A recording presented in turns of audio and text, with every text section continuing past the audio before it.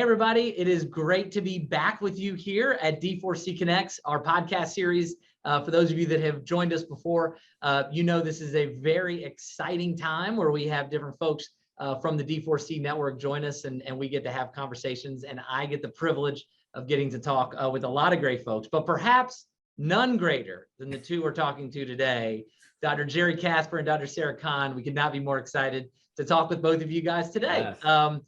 So we'll get into a little bit about what we're going to talk about in just a few minutes, mainly around Dr. Khan's journey of joining D4C and some of the practices we support up in the Northeast, and Dr. Casper and his journey to join us as a doctor owner. And we've got doctors waving the window behind you there, putting up, oh, they're coming in the room now. Perfect.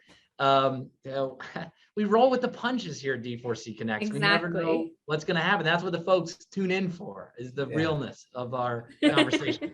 But before we talk about both of your journeys and kind of how everybody connects here, maybe a quick introduction, starting with you, Dr. Khan. Can you give us a quick hello and who you are and how you found yourself on an episode of D4C Connects? Sure, absolutely. So my name is Sarah Khan.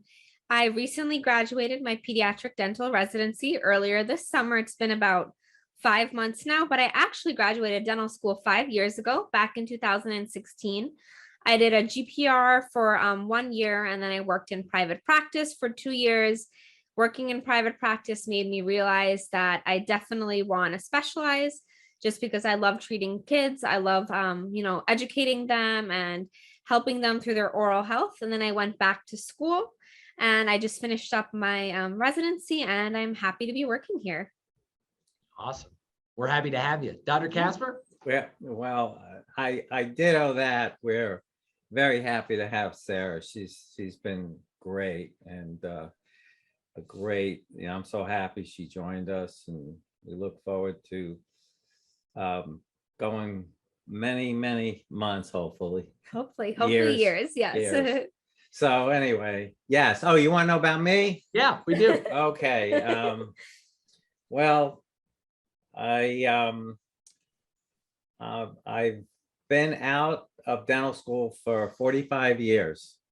I graduated Tufts University School of Dental Medicine in 1976. I know I don't look it, but it's true. And I also did a general practice residency in New York, a really good one, where I learned, and I think it was a good thing for all of us. I actually like the residents to have that kind of background. Anyway, after that, I went to Maryland to get my specialty training at University of Maryland and at Johns Hopkins. And then I started my practice in 1979. And in 2018, I affiliated with D4C, and it was really a terrific move for me. I really enjoy it. And I also teach at the NYU program on Maryland's Eastern Shore, also at University of Maryland Dental School. So I get a little of everything. I'm the doctor owner here in Maryland. So one of the good things that I have to do, or I'd love to do, is mentor the young doctors like Sarah, but she doesn't need that much mentoring. She's very good. I always love your advice. So Dr. Khan, did you did you learn from Dr. Casper? Dr. Casper, were you a teacher for Dr. Khan, or no? No, she wasn't one of my residents. Okay. But I do learn from But him. I will take credit for her. Fair enough. Okay, I will take credit only because I saw when I interviewed her, I saw immediately that she was a winner and a great fit for our offices. Well, it's great to say. I was just reading here in this pamphlet with a guy on it. They need a new picture. I look much better than that. About career opportunities here at D4C. So I'm curious to hear from both of you guys here. Maybe starting with you, Dr. Khan. What drew your interest in the practice, right? So you obviously have a ton of career opportunities. You're a specialist.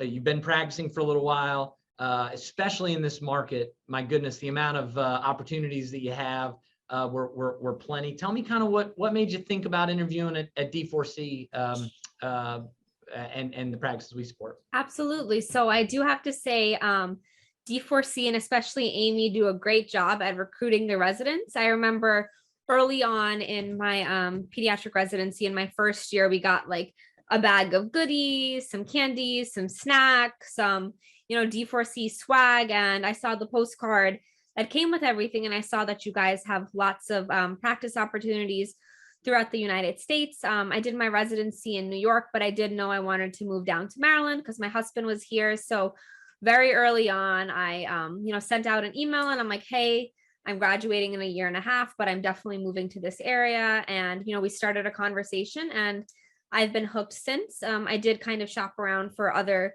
job opportunities, but the philosophy of D4C and the way that the practice was, and, Dr. Casper, everything seemed to align with what I want in a job.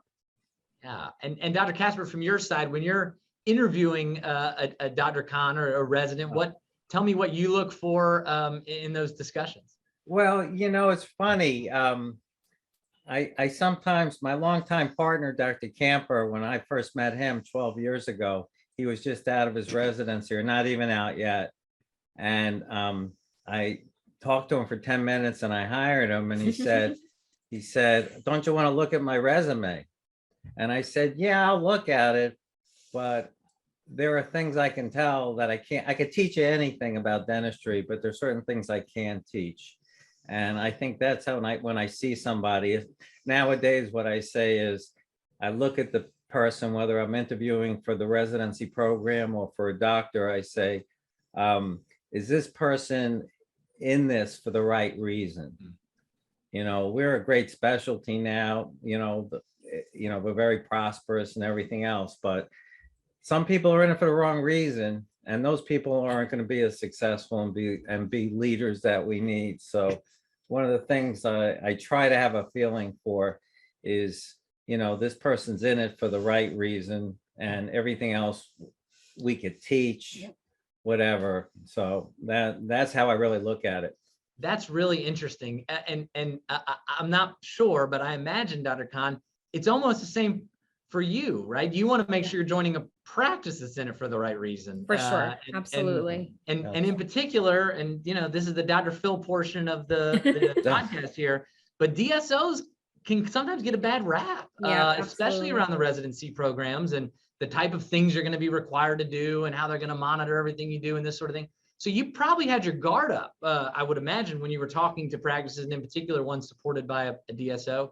Tell me what you asked and how you kind of navigated that to get to make sure we were in it for the right reason and the practice. Sure. I did know that this practice, particularly the location I work in Maryland, the practice has been existing long before, D4C came in and kind of took over as like more of an umbrella organization. And what really made me feel at ease is that Dr. Casper told me a lot of the hygienists and even the assistants have been here for, 20, 30 years. And I think that says a lot about the practice and the practice philosophy, and then the trust the families, have in us as providers providing care. So that definitely made me feel better. And just talking to Dr. Casper, you have that feeling where I could tell that he's honest and, he treats his staff with respect and always wants to do best for the patient. So I pretty much knew after I got off of the phone with him that this is going to be one of my top choices for what I wanted to pursue. Oh, that was just after the phone, but even before you met me? Yeah, before you met you. Wow. Your voice was super friendly. Wow. It's only downhill after the conversation. Yeah. Andy, we have to pay her more money. Yeah, he slid me a 50 underneath the table, so we're good. No, but that's a good point from their perspective too. If they're in it for the right reason, they're going to want to be with somebody who's in it for the right reason also. Yeah. And I think it goes hand in hand. Yeah. That's really interesting. And makes a lot of sense, like you said, from kind of both sides, kind of feeling that out. When you started at the practice, so you're Mm-hmm. at a residency, this is the job you start. Tell me a little bit about that and the relationship and interaction that you had with Dr. Casper and other doctors in the practice. Was there a lot of show me or hey, take a look at this? Did it do it right? I'm just curious, as a resident coming out kind of for that first job. Sure. In a pediatric specialty practice, how did you leverage the seniority or the docs that had been around for a while? So that's a great question. So when I visited the practice, I visited the same location, the location in Gambrills. I visited it twice, once when I interviewed and the second time for my shadowing day. So the first time I actually walked into the practice that I'm in now in Alney was my first day of work.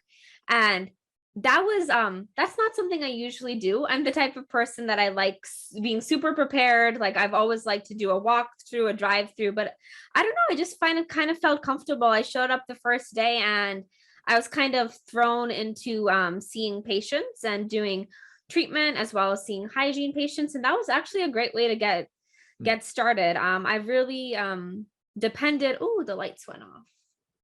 Oh, Telling you, this is why people tune into this. I think it's so exciting. Should we turn on this one? I want to keep it mood lighting.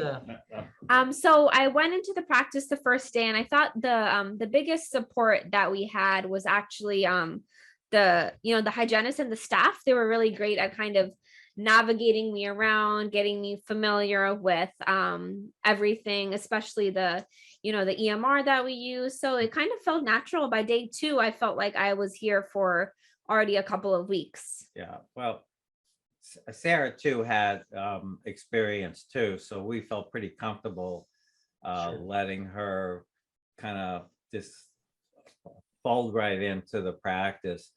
Plus, she was able to work with Dr. Baker, who is my surrogate son. It was also right over there. I think right here that I was looking at. That's it. I met Dr. Baker when he was 3 years old, along with his 3 brothers. And so he's been with us for me for a long time. And now he's the lead doctor in the office that he was actually a patient in. That's so cool. That is really neat. Yeah. And that's, tell me about the same question, but for you, Dr. Casper, when you have a new colleague start, a new associate start, how do you, as the owner, as the mentor, kind of help guide him or her? Well, I kind of get a feeling for the doctor to start with, like what they know, what they need. And I'll ask them, what kind of things do they need help with? And my main purpose for all the new doctors is to get them comfortable.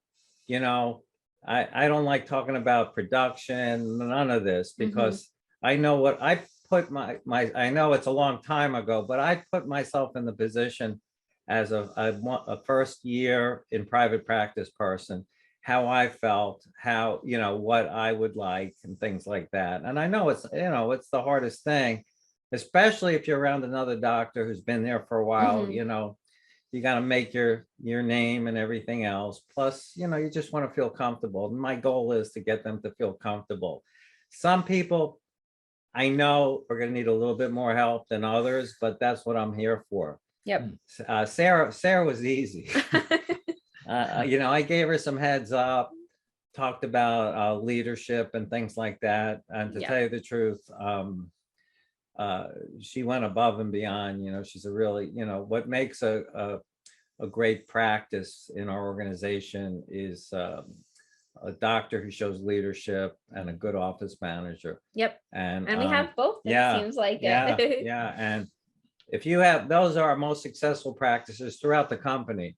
You can tell, there's always, the doctors that complain and everything, and the staff loves doctors that show leadership, and it goes so smoothly. Absolutely. And she took it. And she took it and ran with it, honestly. I mean, I think it's just about being like a kind person.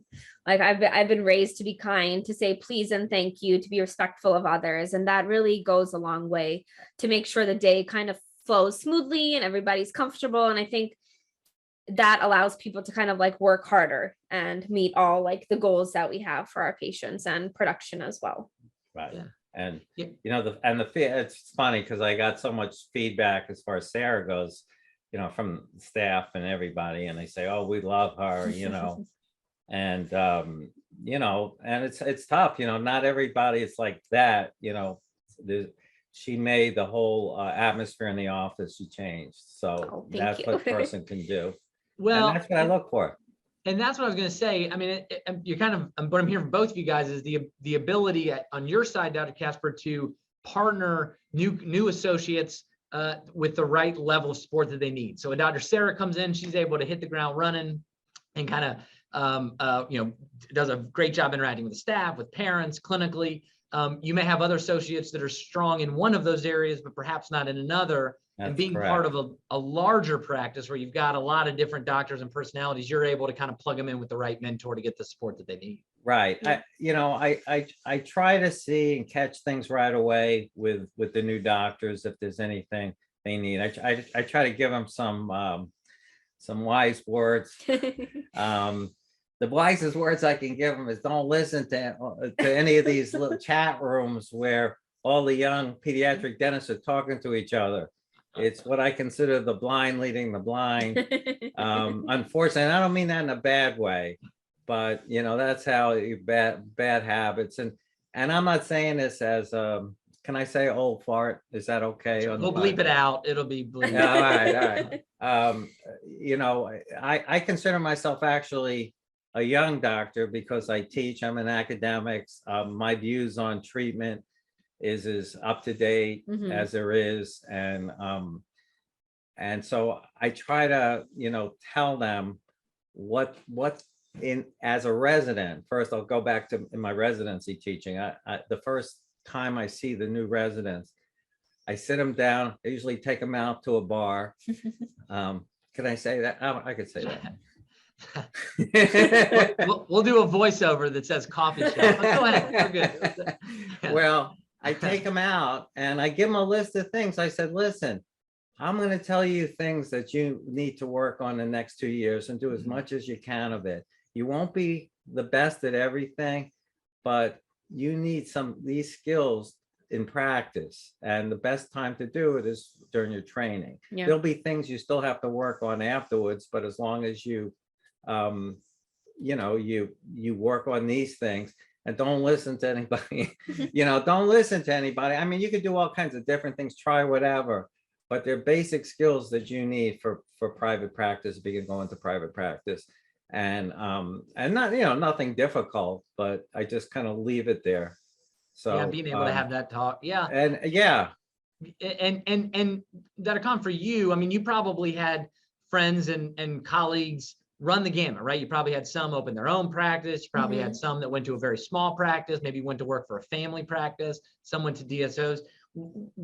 Kind of tell us a little bit about that decision-making that you went through. And I'm hearing maybe the opportunity to learn from a Dr. Casper, other doctors was a draw to a practice with a lot of doctors. But I'm just curious, kind of other factors that went in to choosing the path you did, which is working for a practice with other offices, with other dentists, with a more mature practice that had been around for a while.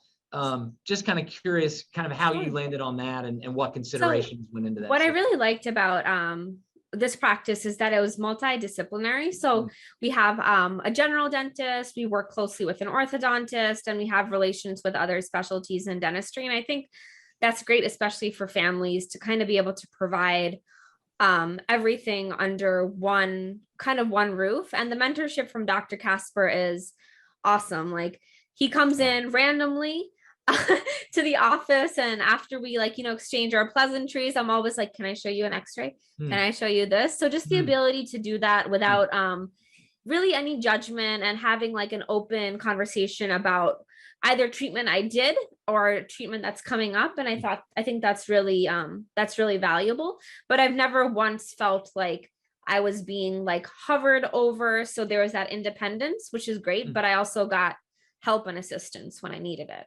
Yeah, very interesting. Yeah, they know I'm available, and that's it. No matter, even if I'm not in the office, they know, the doctors know they can send me an x-ray, give me a call, whatever. and, how to do something. And I appreciate that because, I have the same questions half the time. And, Yeah. it's not Kind that of I have all the answers. It's interesting. I think we're kind of rounding third here on the podcast. So I'm gonna ask you both the same question here as kind of one of our final questions, which is, what's your advice to residents? So if you have a resident that's tuning into this, Dr. Casper, from your side, from the other side of the table, what are some things that you look for and maybe some advice to them? And then obviously, Dr. Khan, you were just in their seat. So I'm kind of curious what do you wish you'd known that you didn't know or that you focused on? But I'm hearing some real common themes throughout everything y'all are saying, which is, the ability to kind of learn from other doctors and being able to have that collegial, but also professional dialogue with colleagues, I think is something that I've heard a lot of. And then I wrote down no jerks. That's the other thing both of you I said, didn't say that. You did. My words, they'll bleep me out now, but no jerks, right? No, I think you said, Dr. Khan, you want to work for a practice that allows you to, and this is a crazy idea, but be kind to people, people that are nice to you and staff that's nice to you and patients that are. And then Dr. Casper, I heard you say the same thing when you're interviewing, candidates, and certainly Dr. Khan had this in spades, but somebody that's nice and smiles and looks human. And so I think that's really important when you're looking at practices too. So anyway, it was just interesting how similar to a lot of what you both said throughout this whole time was. So we rehearsed for a few hours yesterday. Oh, that's good. It's perfect. We did not. Whatever. This is very real. It's very real. Real, believe it or not. I love it. It's very real. But I told you what I look for in both a resident and somebody who's applying for being one of our doctors is that they have the right attitudes. They're in it for the right reason. I'm all for them doing as well as they can financially, every other way, but they got to be in it for the right reason. And you can tell when somebody's not in it for the right reason. And I'm not saying they're not going to be successful, but they're not going to be as successful as the ones that are in it for the right reason. And when I'm interviewing a resident, a dental student or a dentist who wants to go into a pediatric residency, I look at it the same way. And unfortunately, you try to pick them that way. Sometimes you most of the time you do okay. Every once in a while you miss. You say, "How did I miss that one?" But anyway, I didn't miss this one. That's perfect. Dr. Khan, from your perspective, what do you offer to a resident? What's the secret to flush out a good Dr. Casper? I think in residency, my advice is I think you should just try things in residency while you have the supervision of your attendings and your other co-residents.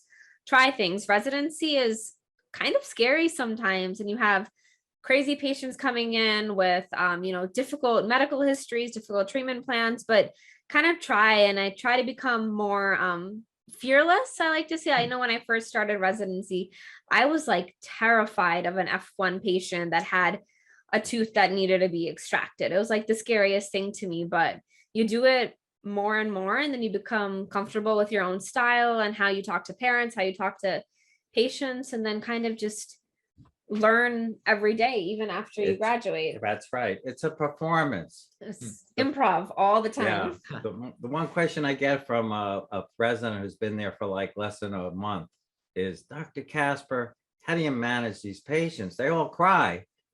And I said, well, you'll be really good at this once you see about another 10,000 of them. Yeah. And then I can't tell you how to do it because it's you. It's the way you perform.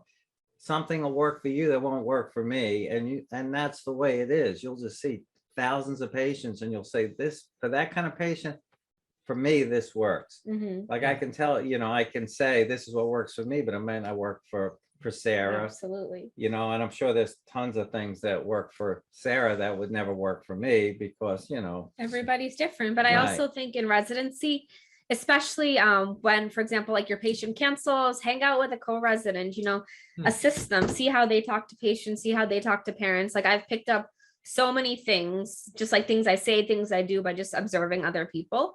And even like working here in the practice, like, I observe how our hygienists talk to the patients and things they approach. And you kind of just take bits and pieces from everywhere, and then you make your own little practice philosophy and how you treat patients. Right. And this is a good point, because a doctor like this, who's looking around and seeing what works in the office, it's not we don't want somebody to come in and says, I know how to do everything, so I'm going to tell you how to do it. That's not how somebody's going to be successful, especially in pediatric dentistry, especially in this day and age. It's so different, the way we deal with patients. Any last question, I promise, any specific questions that you would have residents ask during an interview, Dr. Khan, to get at any of these things we've talked about? No jerks, clinical autonomy, anything, and maybe I just answered the question. Maybe it is just questions around that, but just curious if there's anything like that as residents are going out and talking to potential practices to work for. Sure. Definitely ask about clinical autonomy. I think that's super important. Another thing to ask is to kind of make sure that the practice is up to date with like the latest technologies and latest treatment options in pediatric dentistry. There's so many great like minimally invasive things that we're able to offer to patients. So I would never, go into a practice that's not offering SDF to patients, Hall crowns, smart restorations. So as long as the practice is up to the newest guidelines and everything, I think was one of the most important things for me, and the ability to kind of try new things. If I like a material or a product that I want to use, the ability to kind of give some input as far as what types of things are used in the practice. I mean, things are very different in pediatric dentistry. We manage disease now. If somebody told me we were going to watch certain lesions like 25 years ago, I'm saying, what are you, crazy? I would probably use the P word for them, but that's another one. But really, you treat the patients for what they need, depending on their age, their behavior, sometimes their family situation, everything, and you make decisions based on that. Everybody's treated based on what their risk assessment is, their behavior and all. I tell a student, when I teach dental students, it's funny, I always say, because they always say, let's do a sealant on this tooth. I said, I'm not doing a sealant on this tooth. It's been in there for 15 years and never had a decay. Why would I do that? I said, you don't put a seal on every tooth. That makes you a mechanic. Like, you do an oil change for your car every 5,000 miles. That's what the mechanic does. And that's terrific. But your patients are not cars. Each one of them is different. We have to remember that teeth are attached to a person. That's right. And, I always try to like talk to the parent. And if the parent is like super motivated and they have small cavities we're watching, we can certainly watch them as long as you educate the patient. We make, if you're doing everything for the right reasons, like I said, and that's the right reasons, you manage disease like this is what we do. We manage. We don't always just fill teeth and take decay out. Now, sometimes we do, a lot of times we have to, but at the same time, there's a lot of times we have other alternative treatments. And that's basically what I look for too. Yeah. Oh, that's great, guys. Well, listen, it is always a privilege to see you, Dr. Casper and Dr. Khan. Really enjoy getting to speak with you, and thanks for taking the time. But for those of you that are tuning in and listening or watching, if you're listening, I encourage you to watch, because there's all sorts of fun stuff. You probably heard lights turning off. You're missing out. So you got to tune in. But thank you very much to both Dr. Casper, Dr. Khan, for taking the time, and thank you guys. Perfect. It was a lot of fun. Thanks for asking us. Yes. I cut my hair today, especially. It looks wonderful. It really does. Thank you both very much. Thank you, everybody. Look forward to the next episode. Absolutely. Have a good one. Bye now.